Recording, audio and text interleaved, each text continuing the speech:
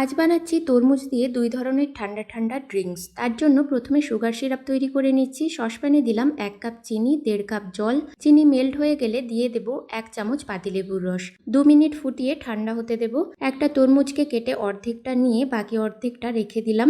এবার এটাকে দুই ভাগে ভাগ করে একটা অংশকে ছোট ছোট টুকরো করে কেটে নিলাম, বাকি অর্ধেকটা একটু বড় বড় টুকরো করে কেটে নিলাম ও মিক্সিতে পেস্ট করে ছেঁকে নিলাম। গ্লাসে দিলাম লেবুর স্লাইস, পুদিনা পাতা, সামান্য বিট লবণ, রেগুলার লবণ, ছোট করে কেটে রাখা তরমুজ। এবার বেলুনের এক সাইড দিয়ে সামান্য থেতো করে দিয়ে দেব সুগার সিরাপ, আইস কিউব আর ঠান্ডা ঠান্ডা প্লেন সোডা।